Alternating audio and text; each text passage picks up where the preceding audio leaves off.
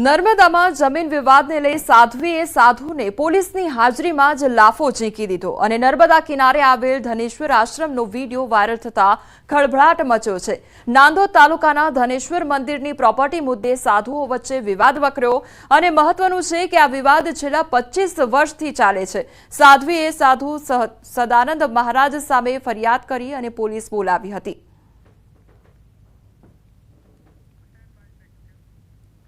રાજકોટમાં જૂના દાણાપીઠ વિસ્તારમાં નવાબ મસ્જિદમાં આવેલી દુકાનો વિધર્મીઓ ખાલી કરાવતા હોવાના આક્ષેપ થયા હતા। 25 લોકોના ટોળાએ 3 દુકાનોના તાળા તોડી સામાન રોડ પર ફેંક્યો હોવાનો આક્ષેપ થયો હતો।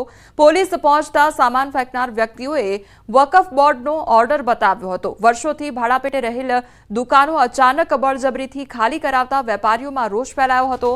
આ સમગ્ર મામલે એ ડિવિઝન પોલીસ મથકમાં દુકાન ખાલી કરાવનાર फारूक मुसाणी सहितना 5 लोको विरुद्ध फरियाद नोंधाई हती। गईकाले फारूक सहित 5 युवानो द्वारा 3 दुकानोना ताळा तोडવાનો प्रयास करवामां આવ્યો હતો।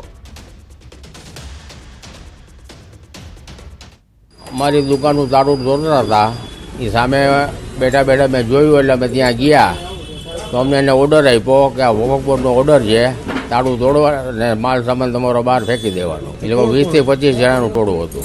મેં એક ફારૂકભાઈને ઓળખું છું, અગાઉ કોઈ જાણ નહોતી કરેલી। તો એ લોકો બધા ટોળું કરીને આવી અને તાળા તોડીને બધો અમારો માલ સામાન બહાર ફેંકી દીધો અને અમને એવું જણાવ્યું કે આ અમારી પાસે વકફ બોર્ડનો ઓર્ડર છે એટલે અમે આ ખાલી કરીએ છીએ। એટલે અમને જાણ બહાર તાળું તોડી અને અમારો સામાન બહાર ફેંકી દીધો। અમારા બાબતમાં કોઈ કોર્ટ મેટર નથી, સીધું અમને આ રીતે કરીને પછી જ અમને एक कागज बताओ कि वक्फ बोर्ड ऑर्डर है मैंने इन्हों कहवानुं हम थयुं। लेकिन कई साल से दुकानें खुली नहीं रही है और आप दुकान की पोजीशन देख रहे हो, किसी दुकान पे कोई दुकान वाले का बोर्ड वगैरह भी नहीं है, इस्तेमाल होती ही नहीं है।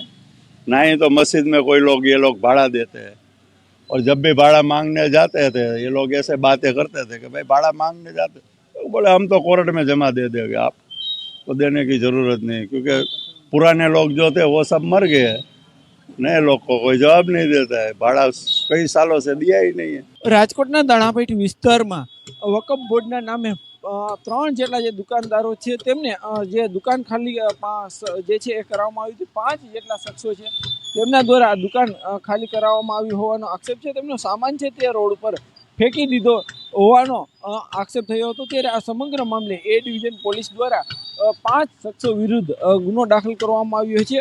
ખાસ કરીને આજે નવાબ મસ્જિદ છે, નવાબ મસ્જિદની આવેલી છે અને એમની બિલકુલ બાજુમાં જે છે દુકાનો આવેલી છે। દુકાનો હાલ અત્યારે બંધ છે। આ જે દુકાન છે તેમનો સામાન આ જગ્યાએ ફેંકી દેવામાં આવ્યો હતો। જ્યારે દુકાનની જે મસ્જિદ છે તેમની બિલકુલ બાજુમાં આવેલી અન્ય 2 દુકાનનો જે સામાન છે તે અહીંયા ફેંકી દેવામાં આવ્યો હતો। ખાસ કરીને આ જે શખ્સો છે તેમને વકફ બોર્ડના નામે ક્યાંક જે દુકાન ખાલી કરાવ્યા હોવાનો પણ આક્ષેપ થયો હતો। ત્યારે સમગ્ર મામલે પોલીસ છે તેમને જે છે એ ગુનો નોંધ્યો છે અને જે શખ્સો છે તેમના વિરુદ્ધ જે છે અત્યારે કાર્યવાહી પણ કરવામાં આવી રહી છે। હાર્દિક જોશી, ન્યૂઝ 18 ગુજરાતી, રાજકોટ।